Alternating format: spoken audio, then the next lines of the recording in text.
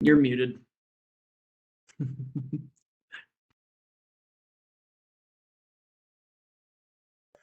Good afternoon, Bearcats and friends. My name is Justin Gibson, proud UC alumnus, class of 2005, and I have the privilege of serving as program director for diversity outreach and engagement for the UC Alumni Association.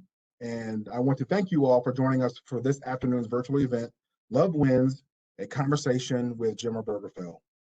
The University of Cincinnati Alumni Association and the UC LGBTQ Center is doubly excited to have you with us to acknowledge a trailblazer in civil rights, and that the same trailblazer is a Bearcat.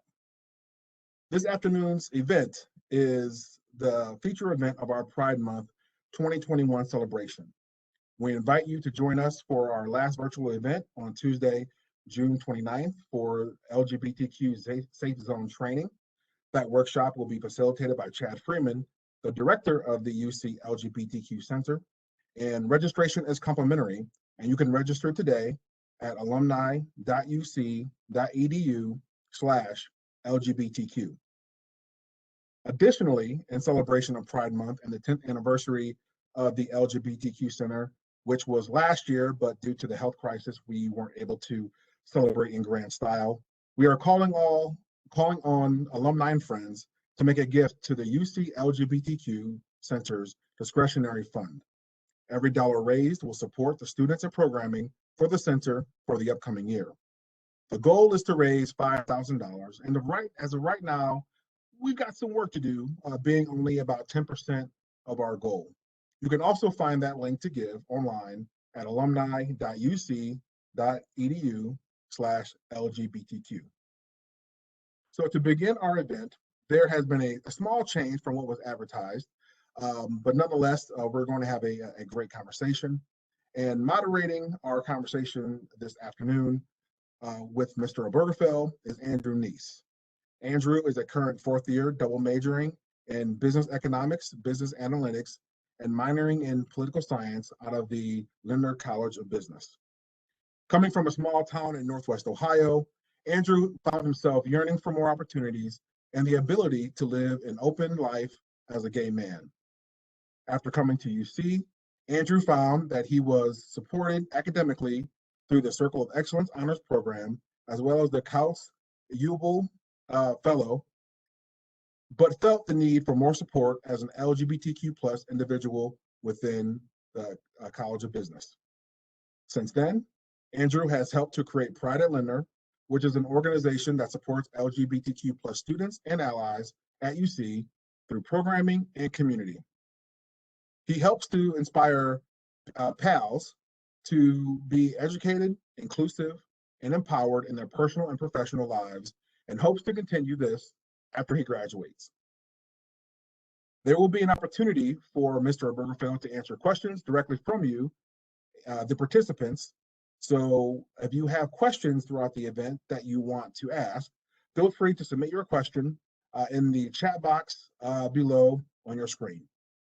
It is my privilege to introduce you all now to Andrew Niese. Andrew? Hello, everyone. I'm super excited for tonight.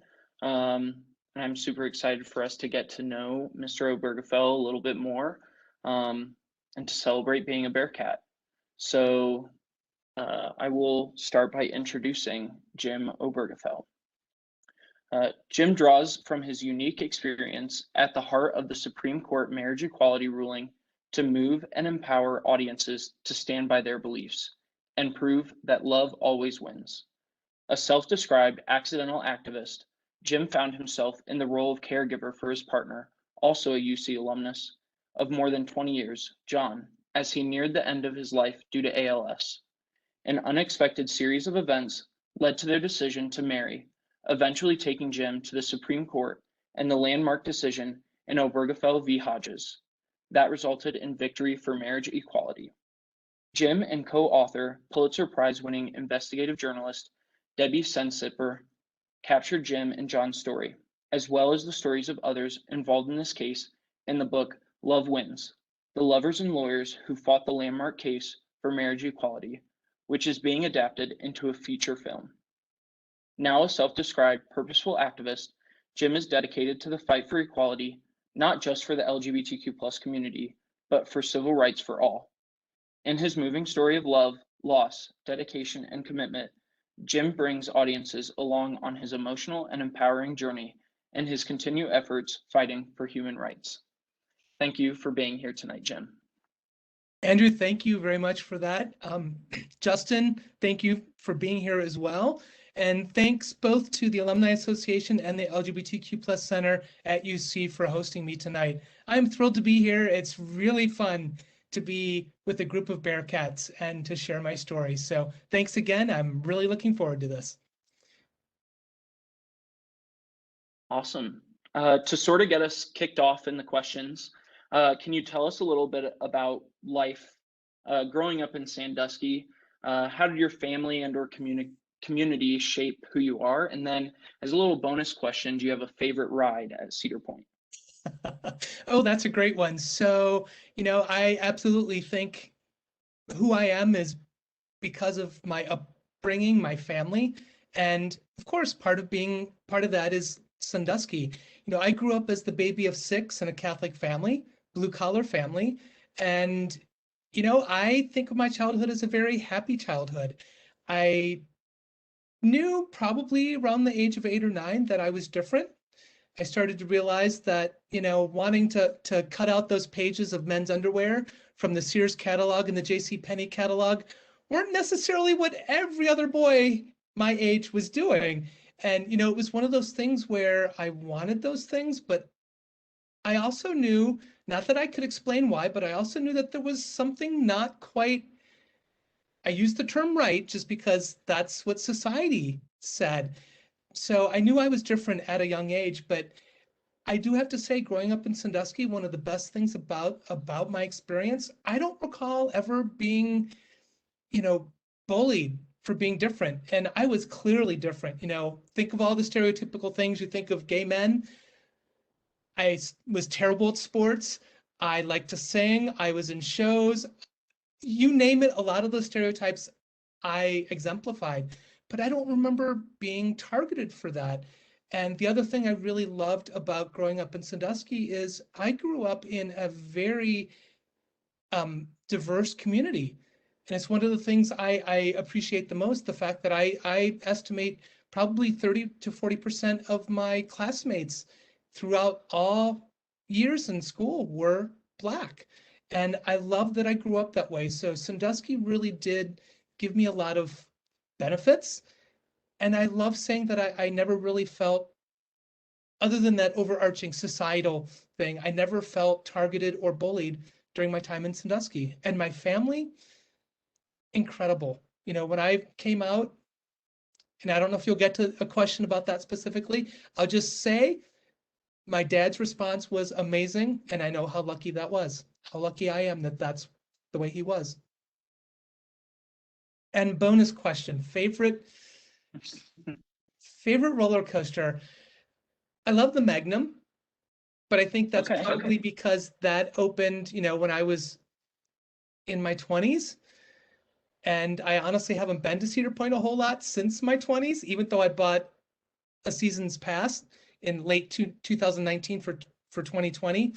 Needless to say, I didn't go at all last year, and I have yet to go this year. So I like the Millennium, or the Magnum, the Millennium. I don't know. I need to spend some time there, Andrew, to figure out which one is my favorite now. Millennium Force is definitely my favorite out of them. So moving into the next, so the 419 area can be, I liked it, the 419, but as we know, you came to the 513 for the University of Cincinnati. Can you talk a little bit about why you chose to attend UC? Absolutely. In my senior year of high school, junior, senior year, when we all start thinking about college, what we want to study, all of those aptitude tests I took kept pointing me in the direction of engineering. I was good in math, good in science. So I really didn't know what I wanted to do with my life. So I followed those things and I decided I'm going to study engineering. And I started looking at schools, and UC was an easy decision because of the co-op program. I thought that was really important and had great potential to be a very, very good thing for me. And I also liked that I was staying in Ohio, but I wasn't right next door. You know, I loved my family, but I also realized I needed to spread my wings. So a 4-hour drive was easy enough to do when I planned it, but not something that would happen spur of the moment.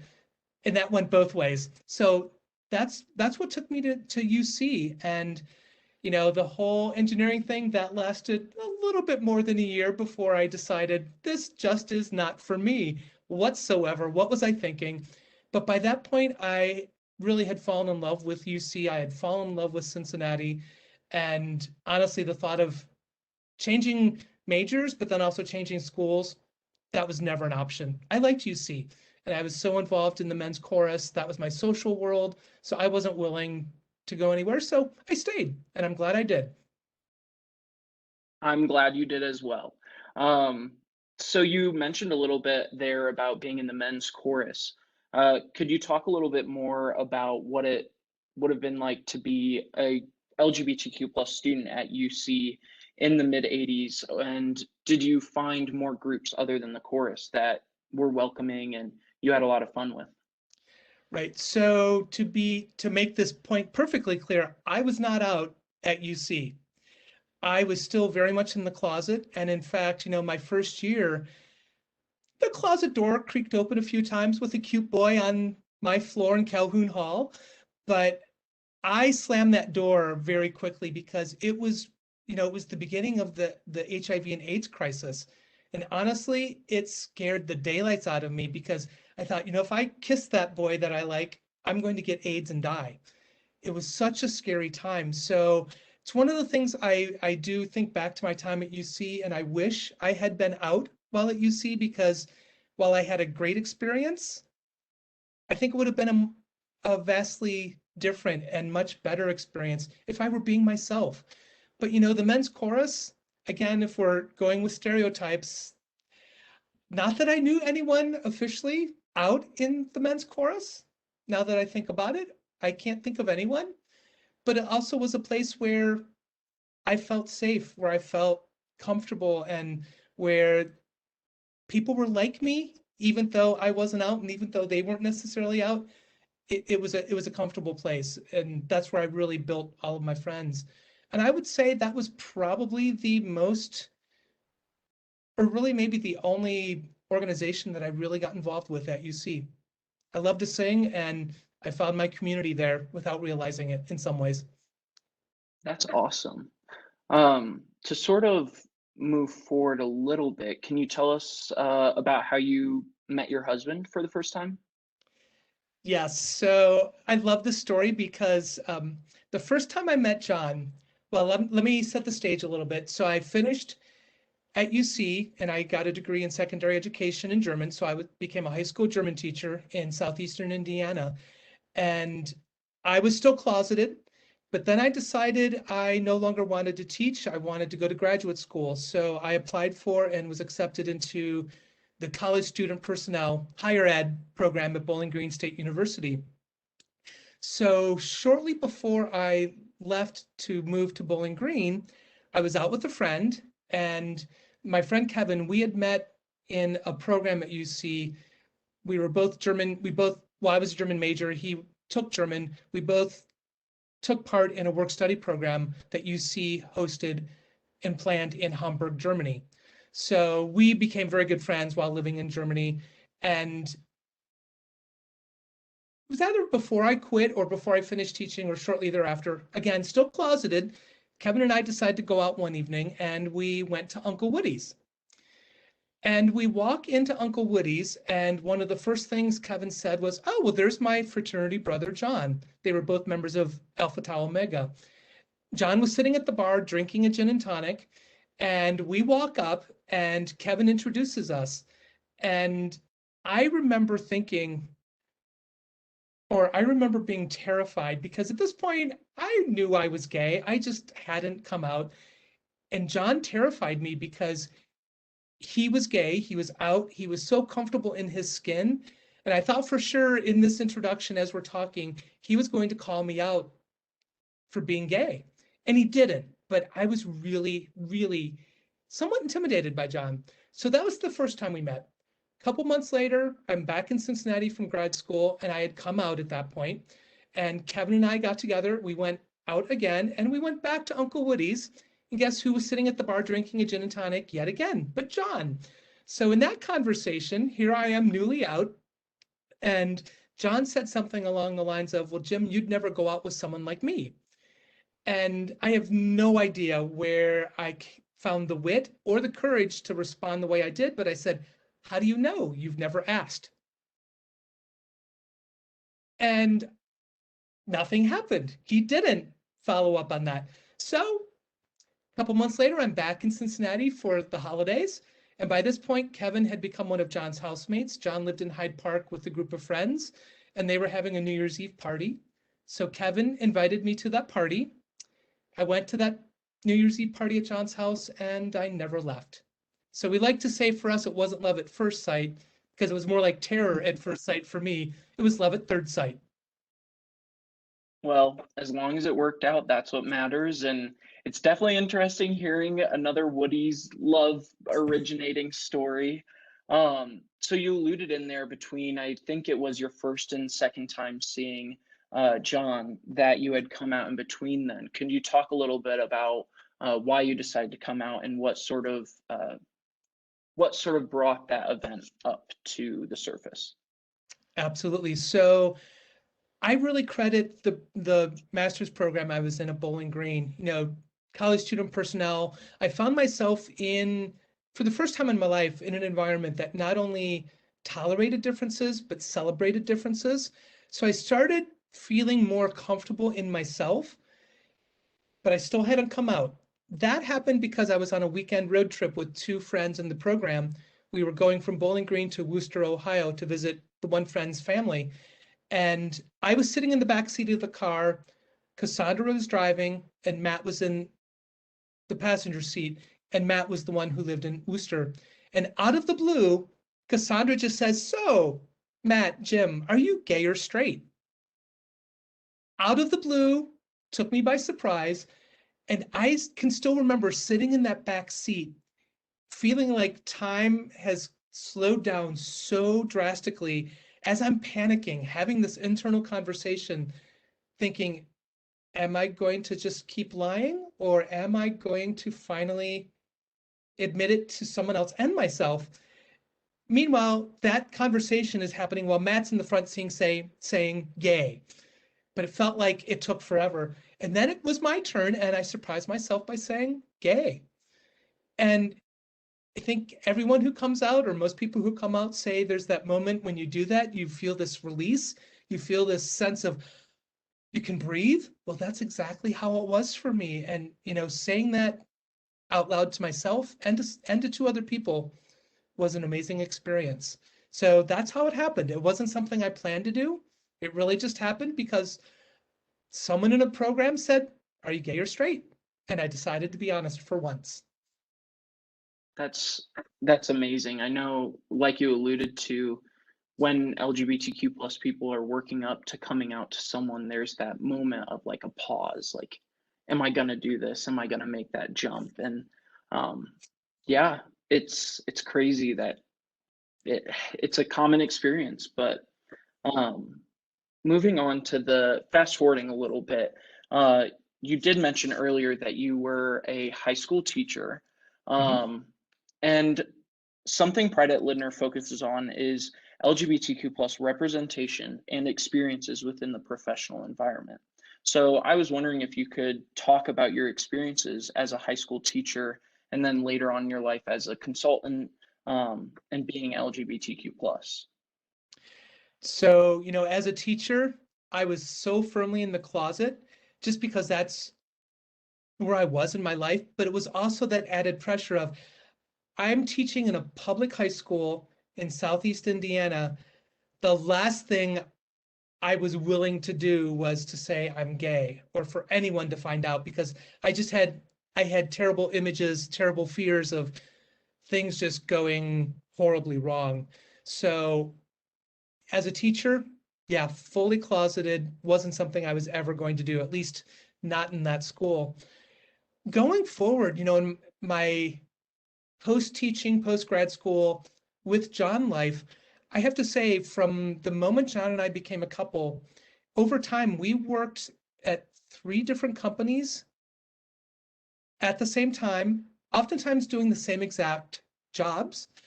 And we were always open. Everyone we worked with at those companies, our managers, everyone knew we were a couple.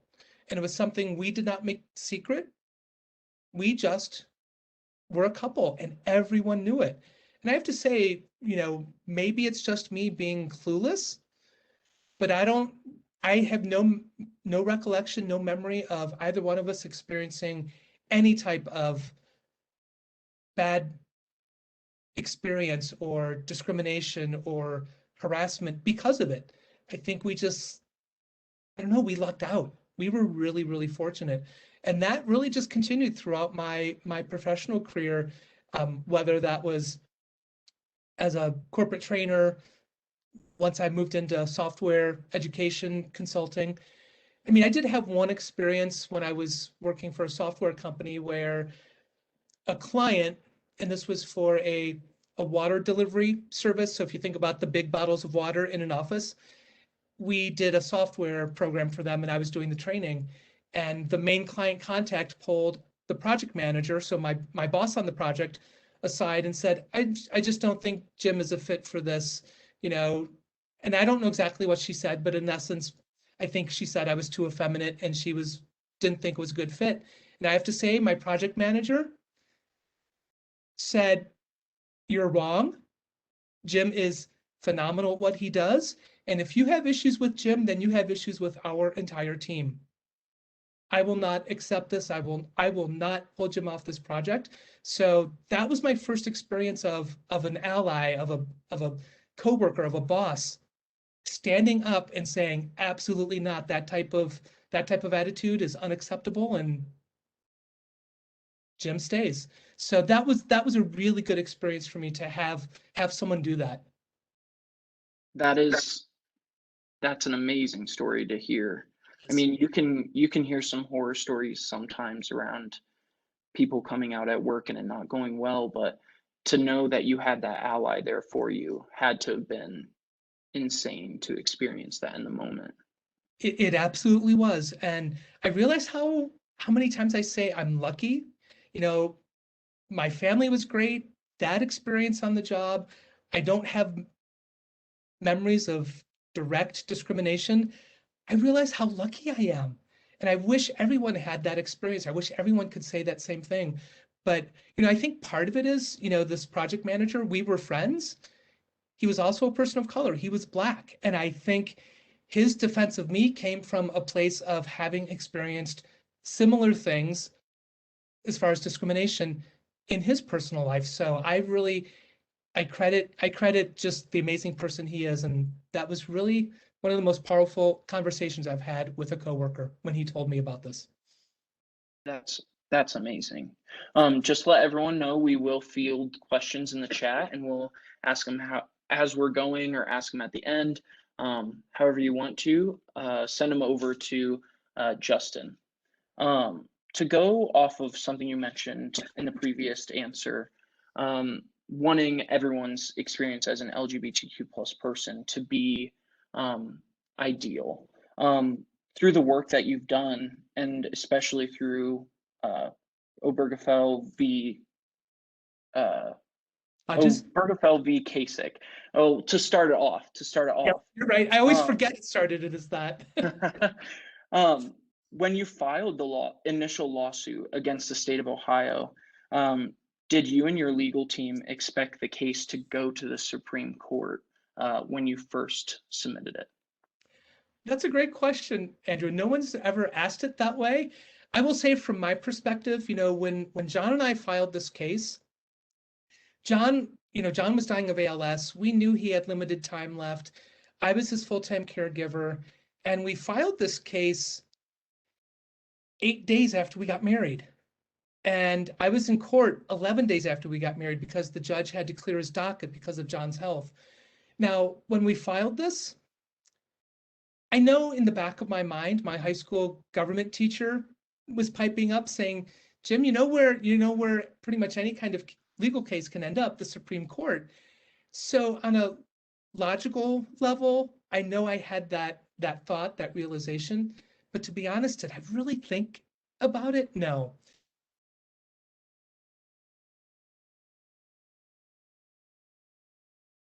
Of his room where we spent all of our time together, I was so focused on that, I really couldn't think beyond that room.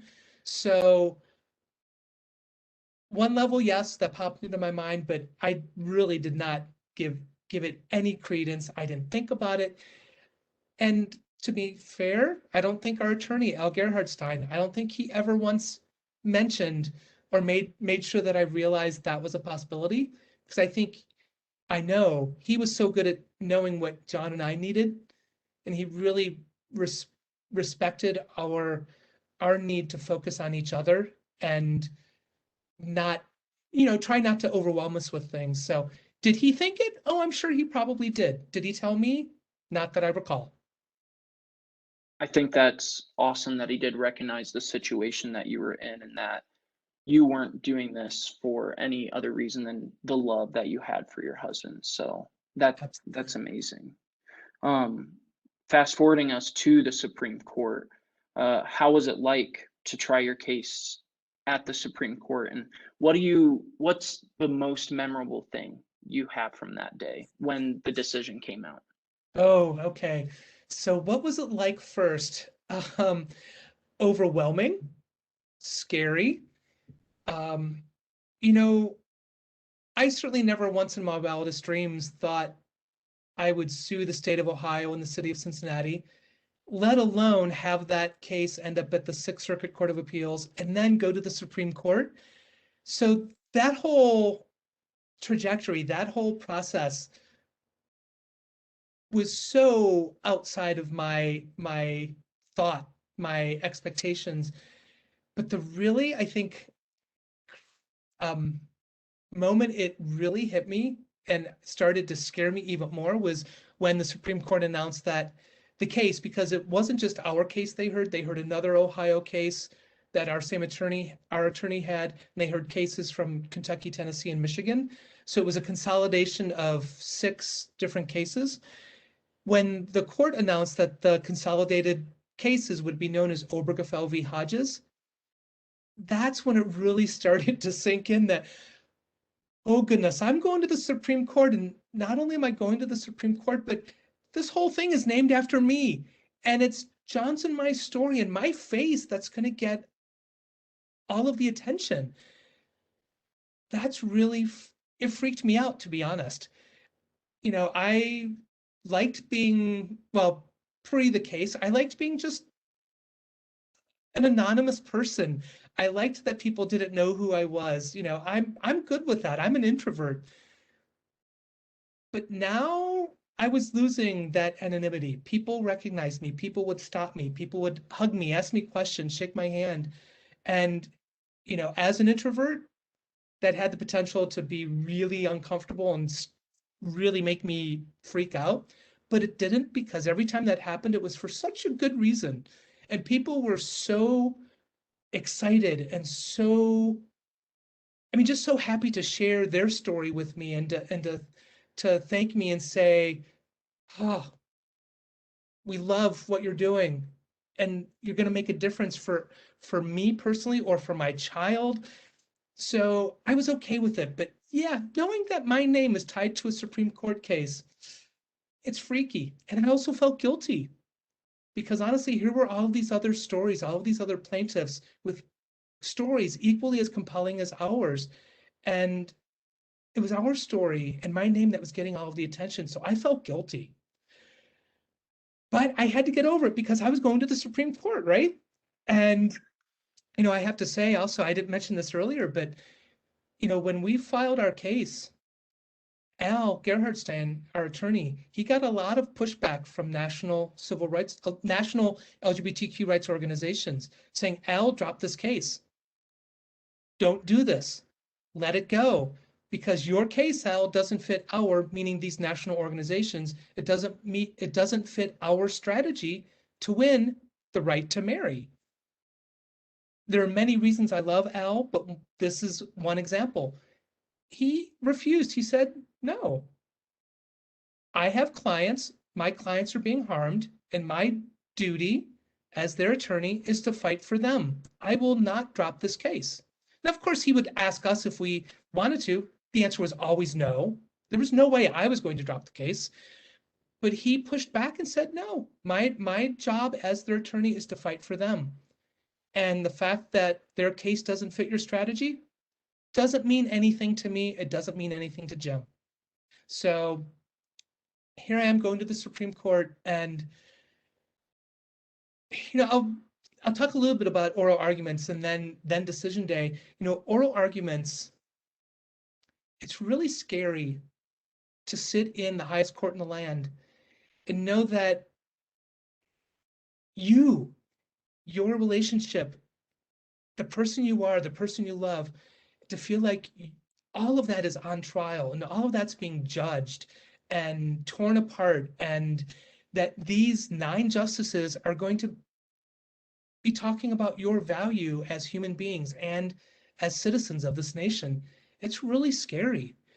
And oral argument day, I mean, the things that really stick out to me from that day, well, there are a couple things. And if I'm talking too much, Andrew, if I go too off topic, please tell me to stop. But You're totally good. Okay. Well, one of the things that really still sticks with me.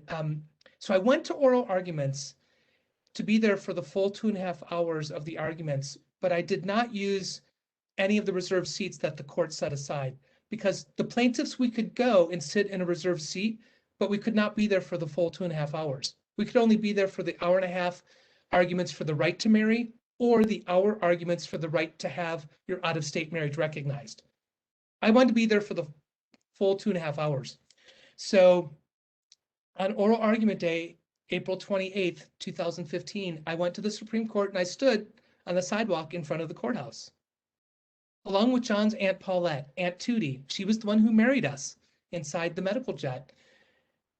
We stood on the sidewalk and waited in line to go into the courtroom. So we were in the courtroom.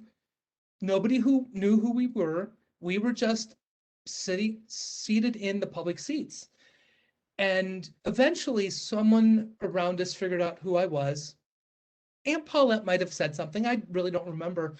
But the guy sitting next to me just turned to me and said, Jim, I just want to tell you something. I have a twin brother who's a Roman Catholic priest. And he knew I was coming here this morning, and he called me and he said, Rob, I watched a story about the named plaintiff in this case, and I have to tell you, it's making me rethink my opposition to marriage equality. Well, a little bit later, Rob was telling that same story to Aunt Paulette, but he said, John and Jim's story really affected 2 people. And I thought, well, you told me about your twin brother. Who's the other one? So he finishes talking with Paulette and turns to me, shakes my hand, and thanks me for fighting the right fight, thanks me for doing this, and then told me that he was an evangelical Republican. He was the second person. That was a moment you could have knocked me over with a feather. I was stunned, an evangelical Republican thanking me for fighting for marriage equality. But it was that moment when I realized stories really do make a difference. And I really credit John's and my story of love, loss, and the law for helping change hearts and minds, because everyone loves somebody, everybody loses someone they love. People could relate to it. So that was one moment in oral arguments that I will never forget. And then my other favorite moment in oral arguments, I can't remember which justice did this, but one of the common arguments, I like to say tired argument, was, well, you're trying to change the definition of marriage. You're trying to change something that has meant the same exact thing for millennia. And that's why we cannot allow marriage equality. Well, that argument came up in court, and Ruth Bader Ginsburg, rest her soul, she jumped right in and said, no, I'm sorry. We already have redefined marriage because women are no longer the property of their husbands. So those were a couple of my favorite memories from oral arguments.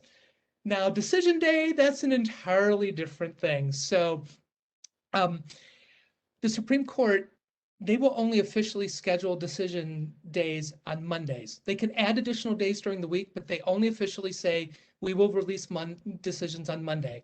So we knew this case was a big case, and typically they hold on to those until late in their term, so sometime in June. So I started going back to DC in mid-June to be in that courtroom because I needed to be in the courtroom to hear the decision. So I was there June 22nd, Monday, no decision. We leave the courtroom, and at this point we're thinking, well, it's going to be next Monday, June 29th. Well, then someone came running out of the courthouse. Well, they just added Thursday, June 25th as a decision day. A few moments later, someone came running out. They just added Friday, June 26th as decision day. We all looked at each other and we said, it's going to be Friday, June 26th. And the reason we thought that is that's a date that's important for our community with the Supreme Court. June 26, 2003 or 4, I always forget which one it is, the Supreme Court struck down anti-sodomy laws with Lawrence versus Texas. June 26, 2013, United States versus Windsor, they struck down the Defense of Marriage Act. So we were like, it's going to happen on Friday. It's going to happen on Friday. So I go back there Friday morning. And again, I'm on the sidewalk in the line for a public seat. And the court officer came by to hand out tickets. And every time I had been there for oral arguments, for every other decision day, those tickets were bright orange. Well, on June 26th, we're all talking because it tended to be the same people in line. So we'd become friends. We're talking, and I looked down at the ticket and I realized, oh, something has changed. And no one else has noticed it. So I held up my ticket and said, did you guys notice? The ticket, unlike every other time, wasn't bright orange. It was lavender. We're like, well, this has to be a sign. There's no other reason for the ticket to change color, and especially for it to be lavender. So we were already optimistic, but boy, did that make us even more so. So we finally get into court. Court comes to session, and the Chief Justice says Justice Kennedy will read the decision in case number. And he read off a number, which I'd only finally memorized. I'm like, oh God, here it comes. And I'm sitting between friends, and I grab their hands, and I'm just thinking, okay, let it rip. And Justice Kennedy starts reading the decision, and my first thought is, we won.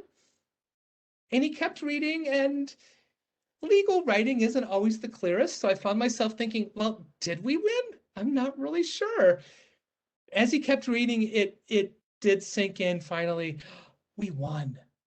I burst into tears. People around the courtroom were crying. Al Gerhardstein, our attorney, he told me later, Jim, I have never seen so many attorneys crying in a courtroom. So as I'm crying, of course, my first thought is, John, I wish you were here. I wish you could experience this. I wish you could know that our marriage will exist forever. The state of Ohio cannot erase us. But then I was struck by this realization that for the first time in my life as an out gay man, I felt like an equal American. And what a wonderful feeling that was. So Justice Kennedy finished reading his decision, and then we had to sit through and listen to Justices Roberts and Scalia read their dissents, which I merely ignored. I'm like, I don't care what you're saying. We won. You're just doing this because you're annoyed that you lost, but I don't care. We won. Let us go, because I want to go out front and party, because I know there's a party happening outside the courtroom. So finally, we had to sit through several more decisions. Finally, court came to an end, and we got to leave, and we gather in the hallway outside the courtroom. And all I can think is, okay, let's go. I want to walk down that hallway and down those steps of the courthouse, because that's what I picture. And we get ready to do that when suddenly police officers go running down the hallway and out those doors. But nobody says anything, so we start walking that way. And another court officer stopped us and said, I'm sorry, you can't go that way. You have to exit out the side of the building where you entered. And in my mind, I'm having this internal wine fest. What do you mean I can't walk down those steps? We get to walk down those steps.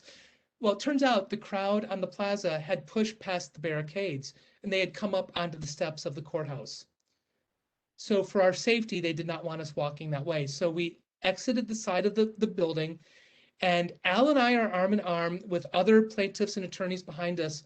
And as we step up onto the plaza, into the crowd, they see us and they realize who we are. And the crowd just split before us as people are singing, they're crying, they're hugging us as we walk by, they're high-fiving us. And it really is one of those moments when the air was electric, describes what it felt like. It was so amazing to walk through that crowd and to just become part of this amazing celebration, this amazing feeling of joy. So that was a really long answer to your question, Andrew. Totally Decision fine. day. I got goosebumps as you were telling that story. It's amazing. I wish I could have been there to experience it. The energy in the air must have been crazy. It was. And then, I also have to say, I spoke to the press. And after I spoke to the press, I turned around and CNN, I just done a CNN interview and they're standing right behind me and I'm facing the courthouse and the press conference is still going on. And someone hands me my phone and says, Jim, you have a phone call. And it's on speaker. So here I am in the midst of this celebratory crowd, holding a phone on speaker, having a conversation with President Obama. Yeah, I never thought I'd get a phone call from a president, let alone President Obama, a president I respected and loved so much. But here I am having that conversation and I hung up. And I love this because, not surprisingly, almost every interview I did after that, one of the first questions was, well, you talked to the president. He called you in front of the courthouse. What did he say? What did you say? I don't know. I had no idea. I mean, other than a vague recollection that he said something along the lines of, thank you, Jim, you and your husband helped make the world a better place today. But I honestly had no idea if I formed complete sentences. I had no idea if I was respectful. I just didn't know. But thankfully, the White House released a split screen video of Jim in front of the Supreme Court. This was a couple days later. Jim in front of the Supreme Court, President Obama at his desk in the Oval Office, and it's our conversation, the phone call. And I got to watch that and go, I did not sound like an idiot. I was respectful to the President of the United States. So that was a huge sigh of relief. But what an amazing experience to be able to talk with him. That is amazing. And as President Obama alluded in your conversation with him on how important this case was, how do you think we can use your victory to fight for the rights of trans youth and also LGBTQ plus people of color around the country and the world? This is 2 or 3 questions combined from the audience. So that's the next question. Well, the great thing about our legal system and the Supreme Court especially is this whole idea of precedence. So, Obergefell v. Hodges was decided on the precedent that was set by Loving versus Virginia, the precedent set by United States versus Windsor, and others. So it's these building blocks of decisions that can be used to advance civil rights in this case. So that's one of the great things that Obergefell v. Hodges has already been used multiple times as one of those building blocks, as precedent, as we continue our fight for LGBTQ plus rights. I'm sure there's a way that it can also be, I shouldn't say I'm sure, but I wouldn't be surprised if there isn't also a way that this decision can be used as a building block, as precedent for civil rights cases that don't directly impact the LGBTQ plus community. But definitely for our community, it's one of those cases that people footnote, that people base their arguments on. So from a purely legal standpoint, that's certainly what Obergefell v. Hodges has been able to do. From the more, soft side of advancing rights, not necessarily just the pure legal, I think it's also just one of those great examples of how powerful stories are. And I think that's one of the things that we're getting really good at doing as a community, sharing our stories. And for the transgender community, that to me is one of the most powerful and important things we can do, is to share their stories to help people outside of our community, heck, even people within our community, because not everyone in the LGBTQ plus community is a trans supporter. There are transphobic people in our community, which just breaks my heart and makes me angry.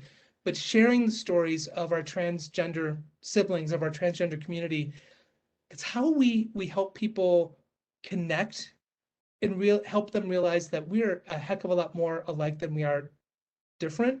So storytelling is vital. But it's also, just as a community fighting for our rights,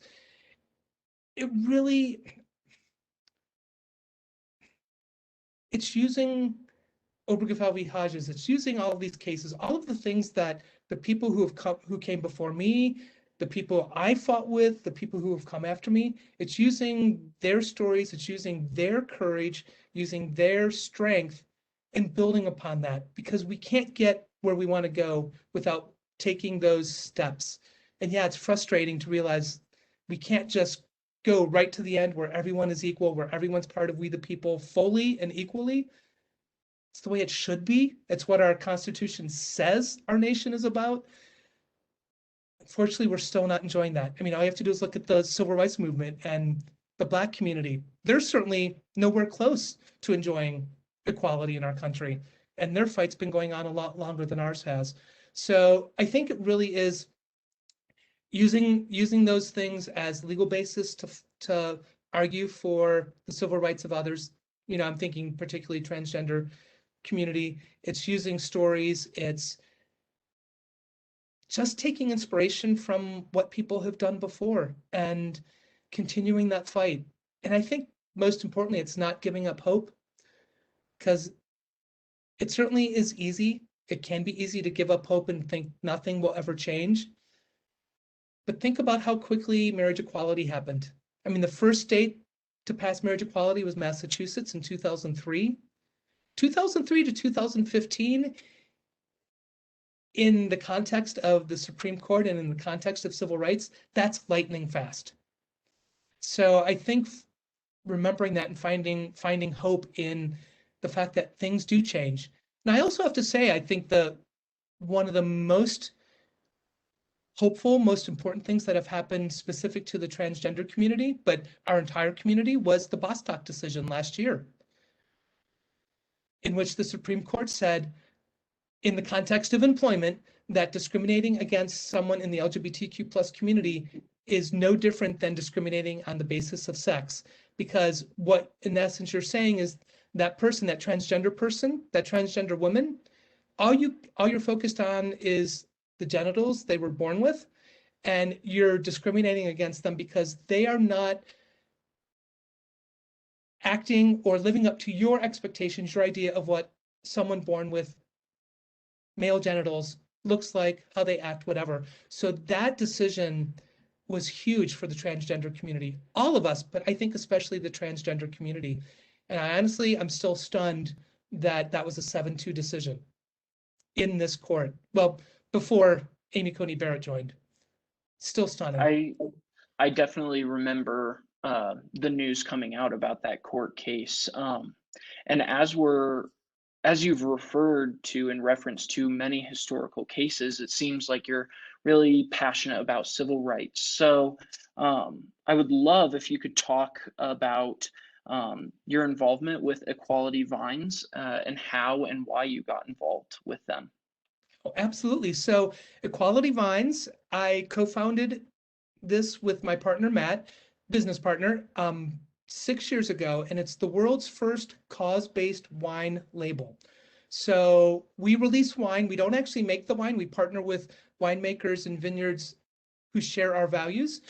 And we release wines that are all tied to an organization fighting for equality. So when we sell a bottle of that particular wine, we make a donation to that particular organization. So our wines support organizations fighting for LGBTQ rights, women's rights, and we released our first wine that supports immigrants' rights earlier this year. I think it was this year, I've lost track. We're also working on a line of wines that will support racial equality.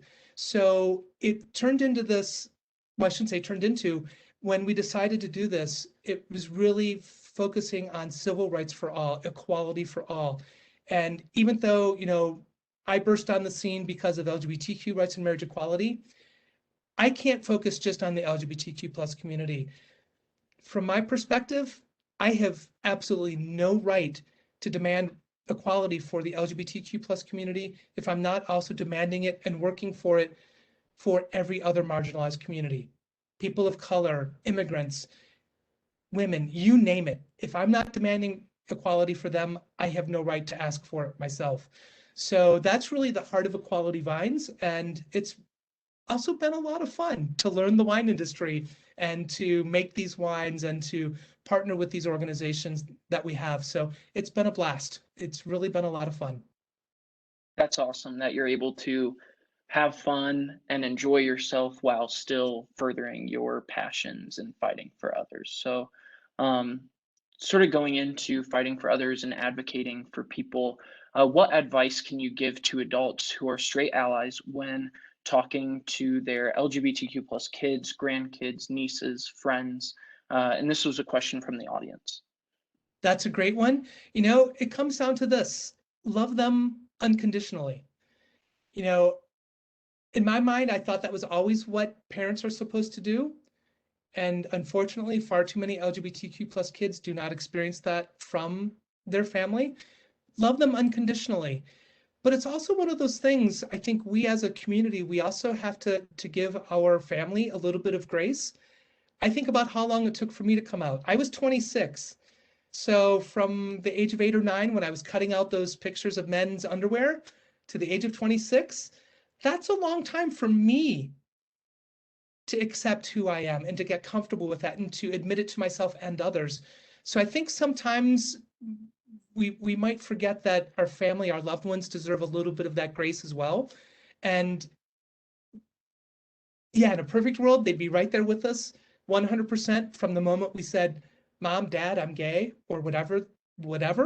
But if that doesn't happen, all we can do is hope that they evolve, that they learn, and they join us sooner rather than later. But I think sometimes we forget that we should allow them a little bit of grace. It took us a long time. Let's give them a little bit of grace for their time. But love your kids unconditionally.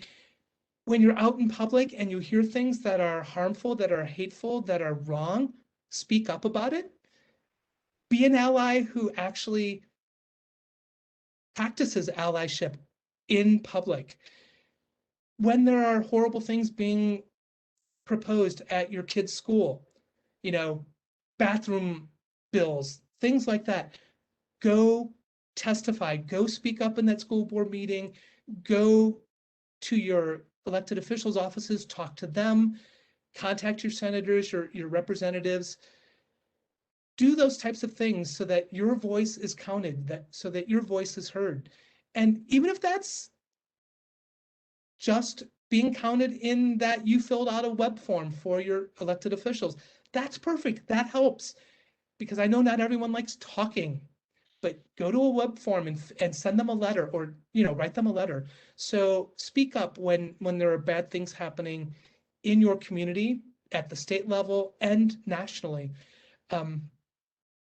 Find organizations that are fighting for your kids and support those organizations, whether that's as a volunteer, whether that's financially, whether that's just attending their events, whether that's joining a support group, because there are a lot of support groups out there, especially geared towards parents. Join those, because even if you feel perfectly 100% behind your kid, you can help some other parent in that group. And that's powerful. So those are some of the things parents can do to really show their support for their kids and the entire community. Speak up and volunteer, find those organizations, and vote. That's one of the most powerful things you can do. Vote for people who share your values. Vote for the people who actually speak up on behalf and in support of the LGBTQ plus community. Because if they're not saying it, you don't know that they're going to fight for your kid. And if you care about your kid, you should care about your elected officials fighting for your kid. I totally agree. And the message of love and just being there for others is what's most powerful. And to be there for others is what we need to be doing as a community. So earlier you alluded to, after the decision came out, you started hearing a bunch of other people's experiences and thanking you for going to the Supreme Court. We had a question from the audience. They want to hear a little bit more about your relationship and experiences. So they asked, can you share a bit about your relationship with your late husband, stories, experiences, etc. Okay, you were freezing a little bit, so I heard a little bit about my experiences with my husband, our relationship, and I'm not sure if I caught it all. That's pretty much it. We just want to hear some of your favorite stories with them. Ah, fantastic. So, I have to say, John, oh, he was such an amazing person. Charming, witty, sarcastic, an amazing sense of humor. He also just had this wonderful ability to read and understand people.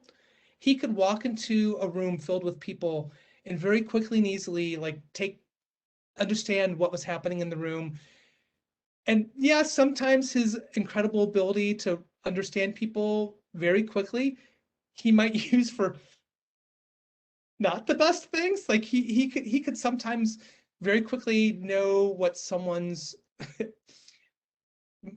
insecurity was, and depending on how they were acting or behaving, if they were being just not nice people, he might put that knowledge to use. That was very rare, but he was so good at reading people and just understanding people, and so charming. I mean, I just remember we would walk into a store. For example, there's a store in Columbus, Ohio, in German Village, where we would go shop. It's an arts and crafts store. And we met the owner first time we were there. John, we had conversations. Well, the next time we went back was more than a year later. John remembered her. He remembered the conversations. He picked up where they had left off in conversation. So he just had this amazing ability to connect with people, to remember, and to build those relationships. And he also had one of the most beautiful ways with the English language of anyone I've ever known. His brother is similar. They just had this amazing facility with words and with stringing them together in ways that I would have never thought of.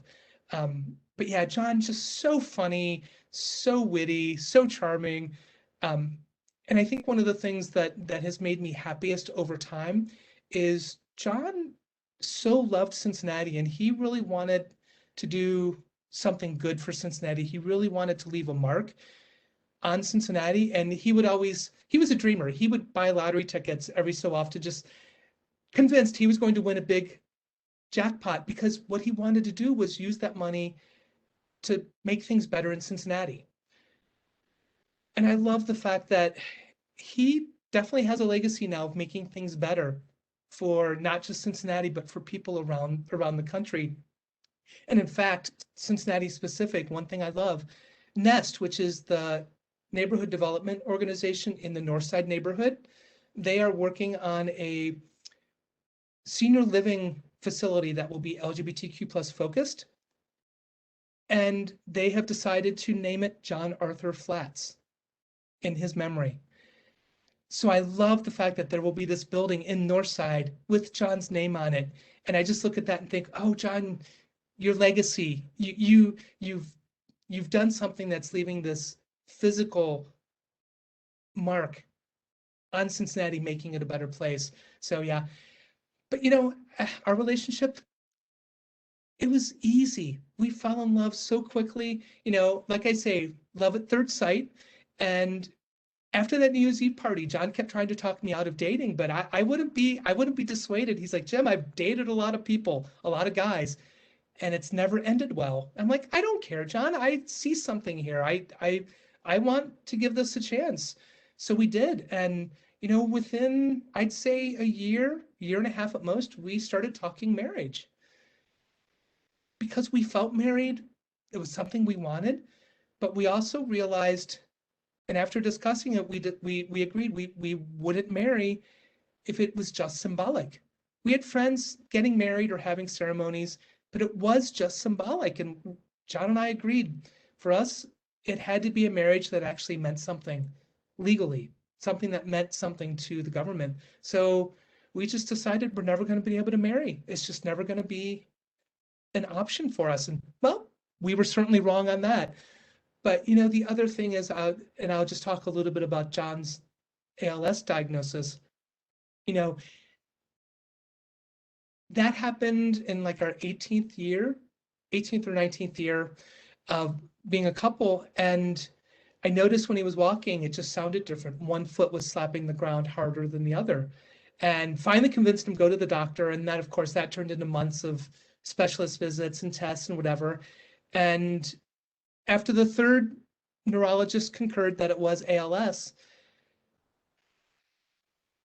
it's one of the few times I saw John cry when he came back from that neurologist appointment, because he did not want me to go with him, but he walked in to our condo and I jumped up and he said, ALS, and we just hugged and he started to cry.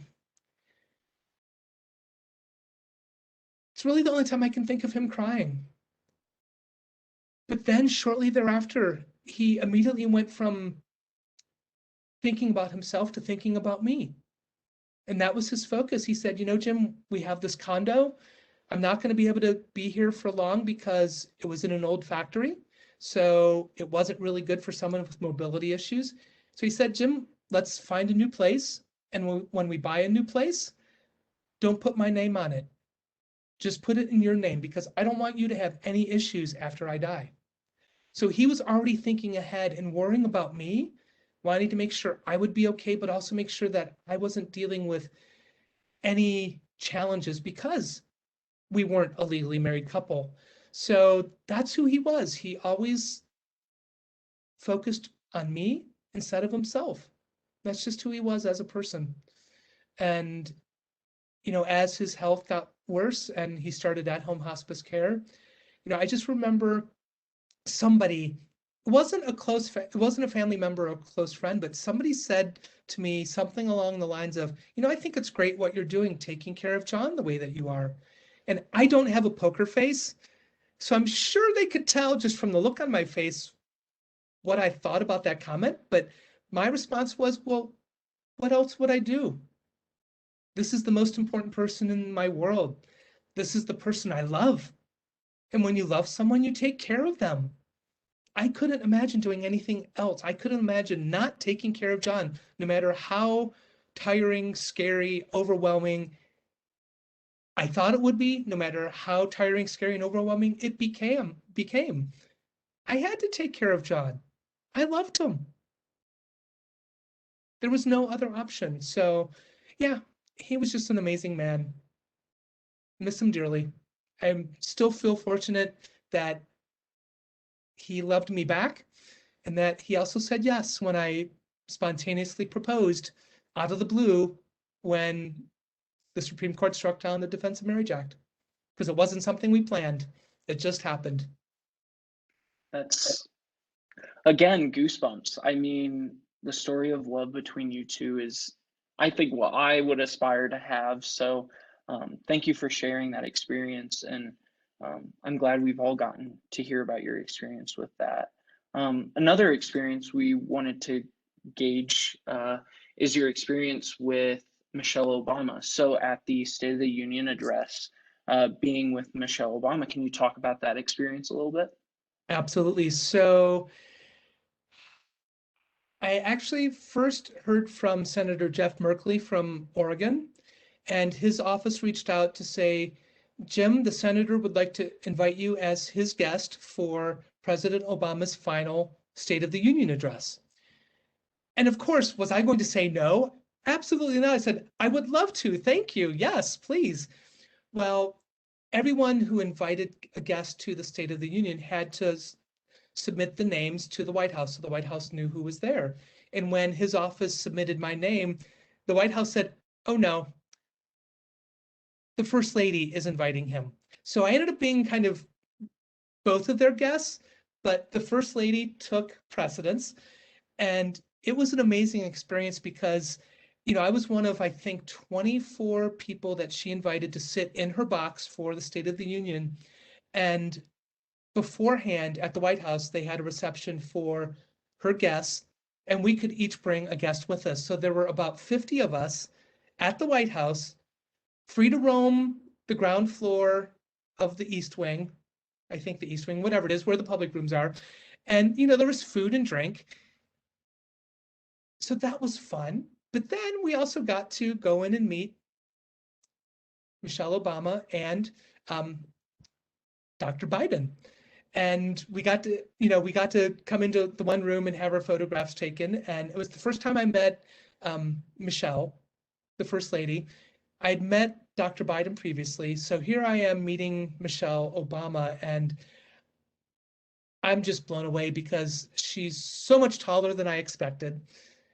Maybe she was wearing really high heels, I don't remember, but just gracious and just a delight to meet her. And I'm also still sad because for whatever reason, the photographs we had taken with her never turned out or didn't turn out. So I don't have that memento. So anyway, we got to hang out at the White House at this reception.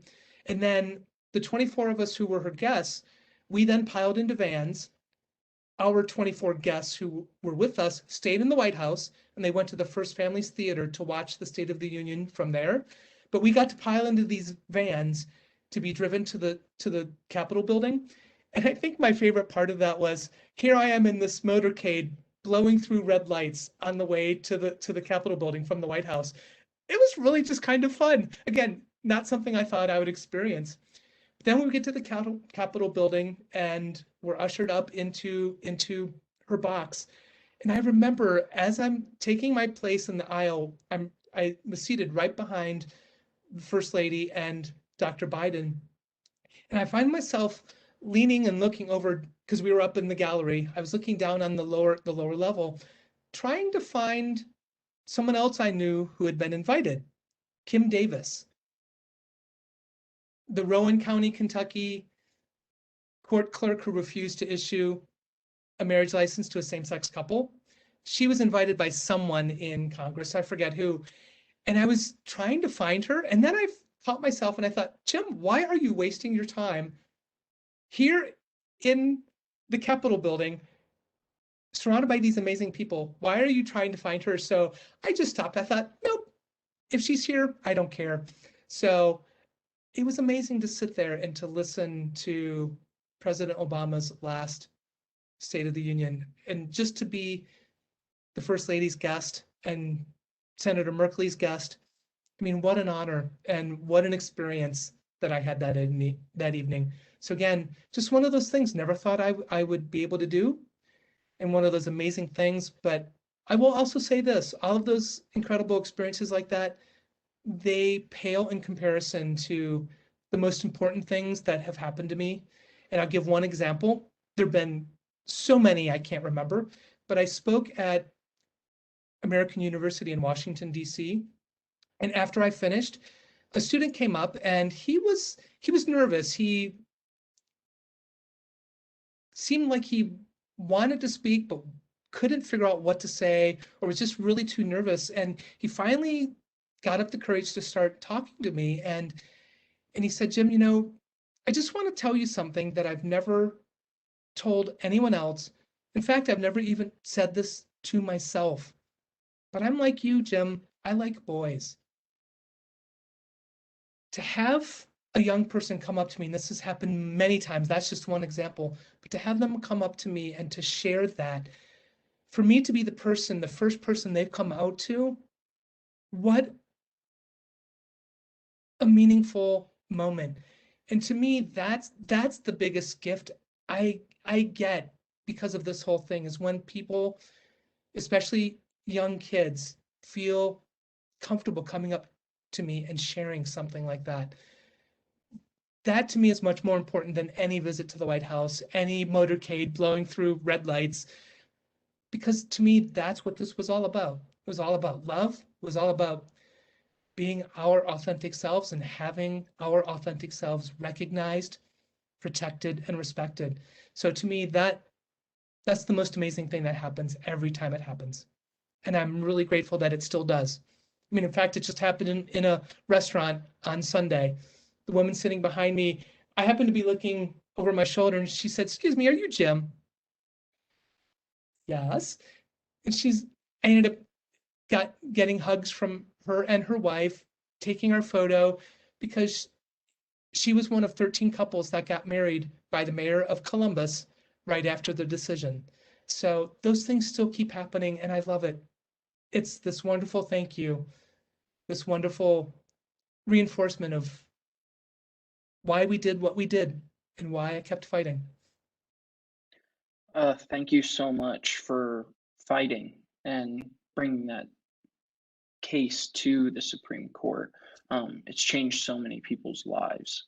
As one final question from the audience, they asked, "Are you a fan of drag?" I have become more of a fan of drag. It's not something I really had a whole lot of experience with. You know, in Cincinnati, I've seen drag at Below Zero, but I think that was probably the only place.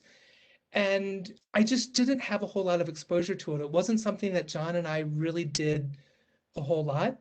I've certainly watched RuPaul's Drag Race, but I will say for me, what has made me, or the people who made me really love and appreciate drag are Nina and Virginia West in Columbus. You know, Nina was on RuPaul's Drag Race, but their shows in Columbus, they're such big productions. I mean, I counted one time there were 28 people on stage, all doing choreography. They're these big, wonderful productions, and they're just full of joy. But it's also the fact that Nina and Virginia, so much of what they do, it's all about their foundations, raising money and doing good in the community. So they have really opened my eyes to the beauty of drag, especially because Virginia's drag club, it's not just drag queens, it's drag kings. It's every body type, every type of performer is welcomed, supported, and put on stage. And I love that. I absolutely love it. So I will say it's taken me, a couple of decades to become a drag fan, but I really do credit Nina and Virginia West. That's amazing. To round us out, I want to say thank you so much for being with us tonight. I want to personally thank you because I remember growing up and hearing that court case and just recognizing that like I can profess my love to someone else and there are people out there that support me and I can find that support in communities. So thank you so much. And I'm going to hand it over to Justin. Fantastic. Thank you, Andrew, very much. Andrew, thank you so much for stepping in at the last minute and doing this. You did a fantastic job under pressure and for such short notice. Jim, if I could take a few moments of personal privilege. I have three very, very quick questions, and there's a lot more questions in the chat, which, well, first of all, only makes me think that we're going to have to do this again. Okay, count me in. I mean, people just want, you mentioned, like, I don't want to go off on a tangent, but I think it's the tangents that people really want to hear about, because they can go on Wikipedia and read, about the court case and things like that. They want to hear the behind the scenes stuff and hear like what it was like, and hear speeding down DC streets to get to the stories that you really want to hear. But first question is, as things continue to get safer and people are masked up and vaccinated, I'm sure you realize that to many people, you are a celebrity. So are you okay with, people stopping you, asking for pictures and hugs? Absolutely. It's one of the things I missed the most during the pandemic. So I love it. I will never say no. Okay, so for our those who are on the call here, and we'll see this later. If you see him, make sure you stop him, handshake, high five, something. Next question is, who plays you in the movie? Oh, well, the movie, so not sure that's, well, the deal we had for the movie, the production company, after the 2-year option, then extending it a year, for various reasons, including the Fox and Disney merger and other things, that particular movie deal is no longer happening. So we're trying to see if we can sell the movie option again. So right now, there's nothing official for the movie going on, but my answer is always, well, if I'm going to be on screen in a movie, I want to be hot. So Matt Bomer. Okay, it's good. And so really the last question, and then I will let you go. I heard this question once in a interview posed to Coretta Scott King, and the Uh-oh, question was fashioned. It was fashioned something like this: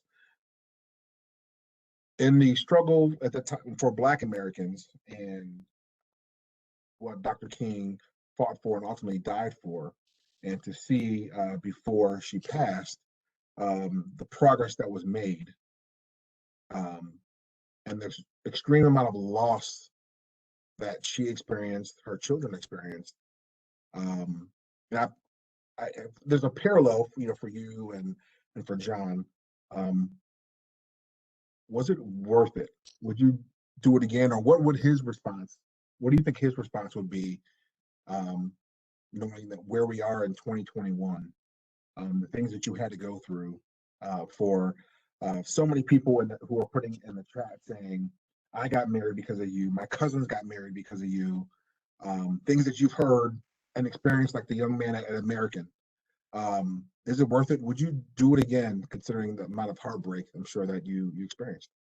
Without hesitation, without a second thought, absolutely 100%, I would do this again. And I'm confident John would say the same thing, because I really do. I kind of go down to this. I looked at our decision to file suit, and then after John died, as I continued the fight, what we were doing was living up to our promises to each other to love, honor, and protect one another. That's what we were doing. And those were the promises we made by saying I do in that medical plane. Those were the promises we had made casually and informally to each other over our almost 21 years together. So absolutely, I would do this again without a heartbeat, because John was going to die. There's no cure to ALS. I was going to lose John. He was going to die. But because we did this, a hell of a lot of good came out of something really horrible. So without a doubt, I would do it again. So I thank you for answering that, and again, we're gonna have to do this again. Had a lot of questions about people finding love at Uncle Woody's. So There should be a book. We should write a book about love at Uncle Woody's. Listen, it'd be interesting on what section they put in the books in the bookstore. But, Jim, for meeting you this time last year and learning more about your story, thank you for everything you've done, your sacrifices. Thank you for being a tremendous Bearcat. I know everyone who has tuned in today and will watch us later, their lives will be enriched by hearing your story. And as I mentioned, we're going to have to do this again. So just a reminder for everyone, for more events for the rest of Pride Month 2021, and then as we go forward to creating the LGBTQ network within our Alumni Association. You can find more information there. Please reach out to us. We would love to be engaged with you, to know how can we make our organization more inclusive to the community. And don't also forget that we are still in the middle of a crowdfunding campaign for the LGBTQ Center, and you can find all that information online at alumni.uc.edu. With all that being said, Bearcats friends, thank you so much for tuning in. Jim, thank you. Andrew, thank you. And we'll see you all soon. Justin, thanks so much. Have a great night, everyone, and happy Pride. And Andrew, great job. Thanks. Have a great night, everyone.